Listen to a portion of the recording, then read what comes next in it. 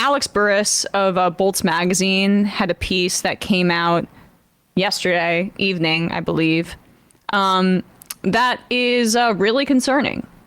Voting rights activists in Nebraska had felt that they had made some headway in this regard, and Republicans in the government there basically nixed what was supposed to go into effect as it related to voting rights. The article is entitled "Nebraska Reverts to 19th Century Voting Restrictions Clouding Rights for Thousands." And this is key heading into 2024 because Omaha and that Nebraska 2nd district could be, in theory, the decisive vote for the election. It could break the 269 tie. Nebraska and Maine are the two states in the country that in the Electoral College basically don't have a winner-take-all system. So they split it into districts, right? And Nebraska's 2nd includes Omaha. It's been polling well for Biden and for Harris. I think I saw the latest average for 538 was like +8 for Harris at this moment. So there's Black people in that area, Latino people, indigenous people, and those are the folks who are disproportionately blocked from registering now due to the Republican Party's actions in the state as it relates to this bill that was supposed to take effect on July 19th. It's called Legislative Bill 20, and it would have given 7,000 people in Nebraska, which is, not a very populated state, 7,000 people who had past felony convictions, the right to vote. And it was set to go in effect on July 19th. The voting rights groups had reserved ad space to get out the word that this was happening, that you could register if you qualified. But the Attorney General, Mike Hilgers, and the Secretary of State, Bob Evnen, two Republicans, have just essentially refused to implement the law. More here from Bolts by Alex Burris. If we could scroll to the part that starts with "on July 17th, Bradley. On July 17th, less than 48 hours before LB 20 was to take effect, Hilgers issued an advisory opinion stating that the new law was unconstitutional. Okay, first of all, so that's just the Attorney General saying it's unconstitutional. These are the just my opinion. Yep, yeah. This is the kind of stuff that look, they're gonna challenge it, but you're not supposed to be able to just do that universally. Unconstitutionality is determined through the judiciary, okay, and constitutionality.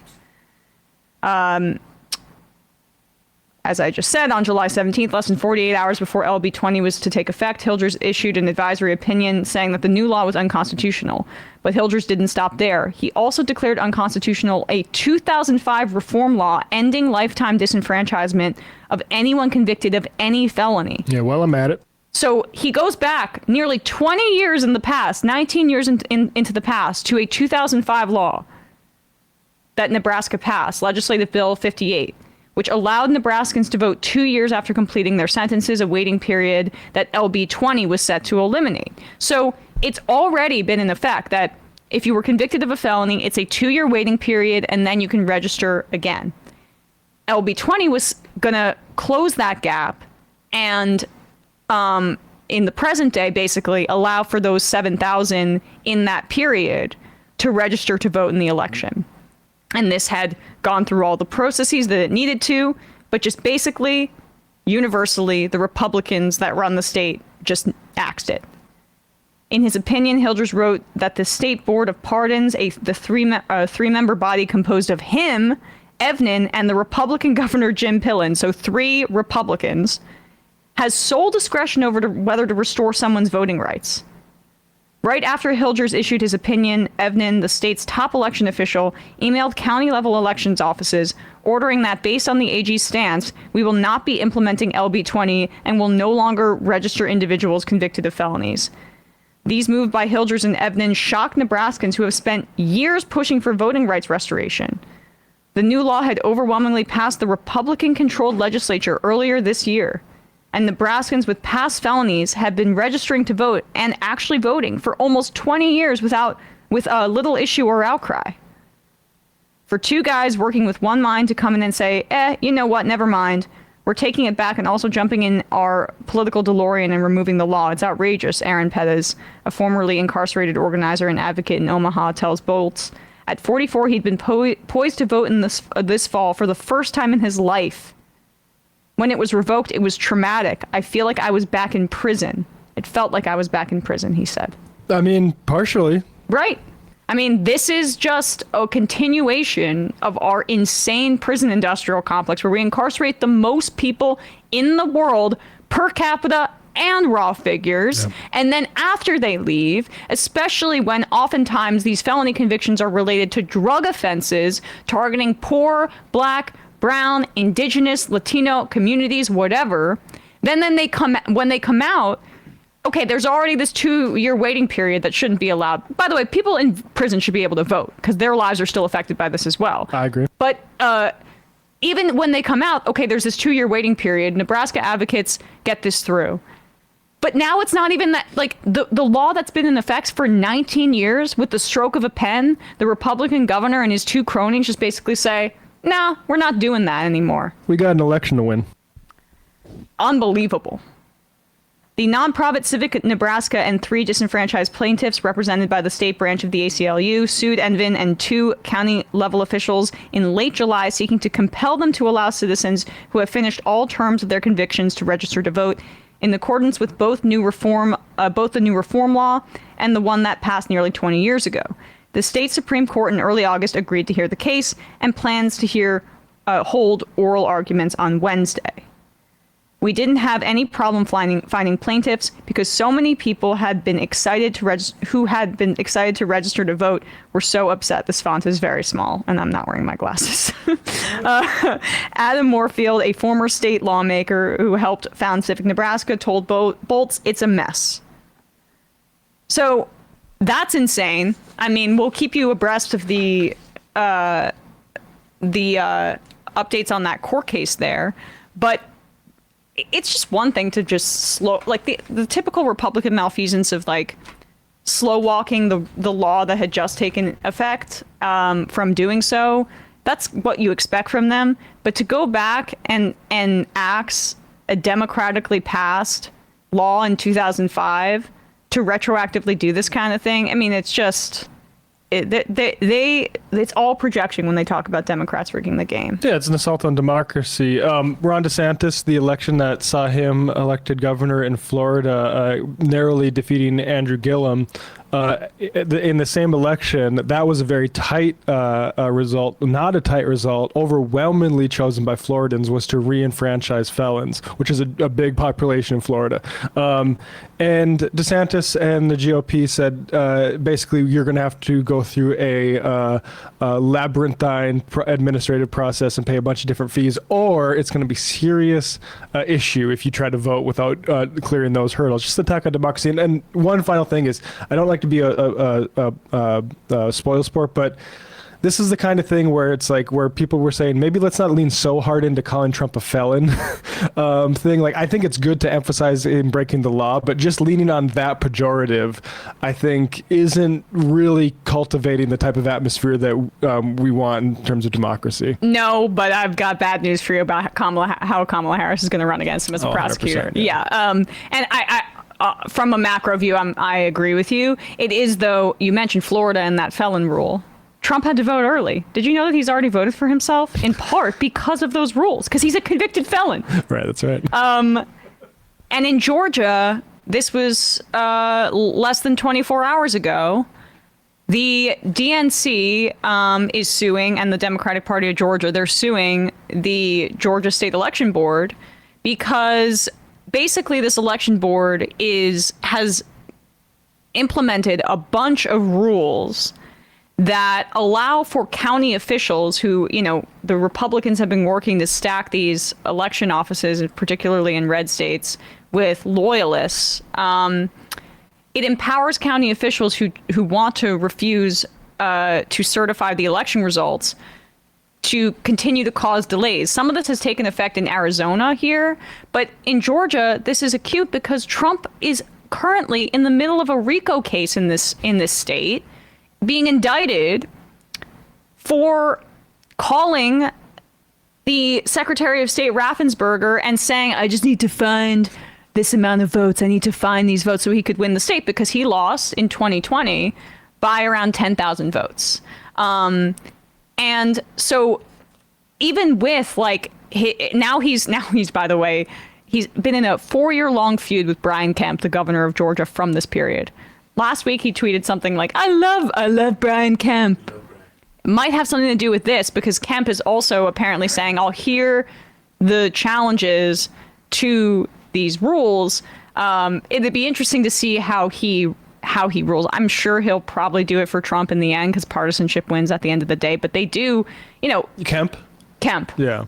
But I mean, it's not a foregone conclusion. I think because of how much he was put through by what happened in 2020. And a lot of it's circumstantial. Like if Trump looks like a loser and it looks like his heart's barely in it, why would any Republican go above and beyond to help steal election for him? If it gets very close and very, very tight, the pressure on somebody like that becomes a lot more clear. But I'm not sure Trump's doing enough to put the pressure on him, frankly. Right.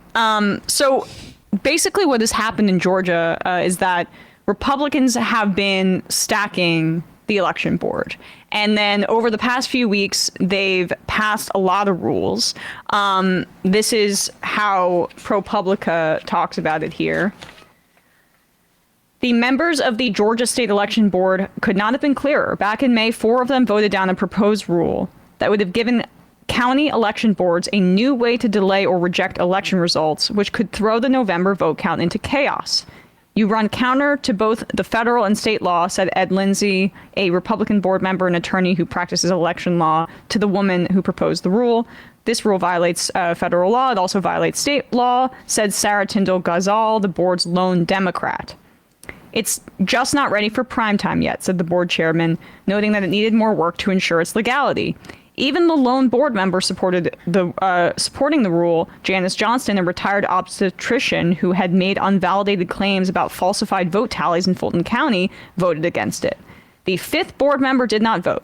The board agreed that 2 members would work on improvements to the rule. 3 months later, a new draft of the rule came back for a vote. This time, it passed 3-2. How much did the rule change between drafts? A new review by ProPublica shows hardly at all. In fact, election law experts told ProPublica that the small changes made the rule even less compliant with existing law. The rule dramatically expands the authority of county officials overseeing the usually mundane task of certifying elections.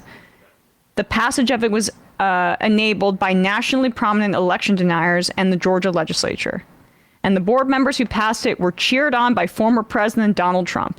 It comes at a time when Trump and his allies are already calling into question the fairness of the elections process and making preparations to contest the results, and as Trump slips behind Vice President Kamala Harris in swing state polls.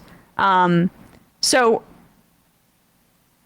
here's just a few more details on this change. Yeah, just one quick note. I do think people need to look back at, and On the Media had a good coverage of the 2000 election. This is not hypothetical in this country. This is how elections are stolen. They've been stolen in this country. And this is like how they would be stolen in the future if they're not stolen this time. Yeah. Yeah. And even if Trump does not win, right? This will be tried again. It's the blueprint. Yeah. So basically, Raffensperger was not, after 2021, was removed as designated chair of the state election board. Instead, they gave themselves the power to appoint the chair unless they were out of session, in which case the governor could do it, though they could replace the chair once they were back in session. Another of the changes came this past May, after Lindsay, the Republican board member who had called the rule illegal, was pressured to resign. The Republican Speaker of the House replaced him with Janelle King, the former deputy state director of the Georgia Republican Party and a conservative media personality who has no experience in election administration and who had tweeted, "I have questions," about the results of the 2020 election. And she just loves the Constitution. She just loves it all up. Janelle! With King, the board became stacked with a majority of members who had questioned the results of the 2020 election. In early August, Trump praised all three by naming them. He named them. Praised all three by name during an Atlanta rally, calling them pit bulls fighting for honesty, transparency, and victory. Meanwhile, the proponents of the rule, including Bridget Thorne, a Republican Fulton County commissioner who calls herself the rule's originator, decided to resubmit it. Thorne told ProPublica that claims of the rules of illegality were an attempt to scare her. I went and talked to lawmakers, she said, and they didn't see anything wrong with the rules. Thorne said she got advice and support on the revised rule from Hans von Spakovsky, a Heritage Foundation lawyer who led efforts for stricter voting laws nationwide for decades. Ken Cucciolini, a former Virginia Attorney General and the chairman of the Election Transportation Initiative, a group advocating for Republican priorities. Transparency Initiative, a group advocating for Republican priorities in election law. So basically, she consulted with a bunch of Republican. And just to give a little context on Ken Cuccinelli, he was also one of the former DHS leaders that was found to have not been rightfully appointed. He's a big-time fascist and has run for many offices in Virginia. And Cleta Mitchell, the head of the Election Integrity Network, she used to be a partner at Jones Day at a law firm, which was representing Trump in a number of these cases to try and overturn the election. Interesting. Did you say Janelle King, was it? Yes. Yes. She's married, Black Republican, married to another Black Republican, Kelvin King, who lost to, I believe, Herschel Walker in the primary. So it's a nice little political family they got going on down there. So these are the efforts that Republicans are trying to pursue ahead of the election. This is just something to really keep in mind. Arizona, we already probably have an indication based on the rules that they've passed that we won't get the results for like days because of their kind of Byzantine process that they've implemented to prevent the voter fraud that never happened. And, you know, look, I'm okay with recounting, right? But not as some sort of like matter of rule.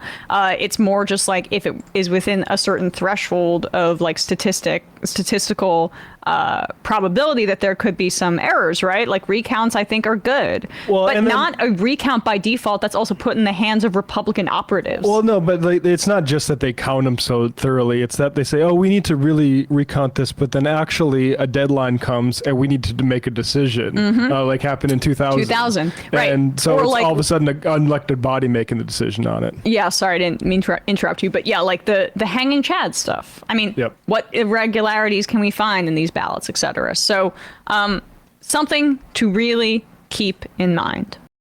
Hey folks, don't forget to hit the subscribe button and check out our daily show. We do it every day at 12 p.m. Eastern for about 2.5 hours. We even take phone calls. You should check that out.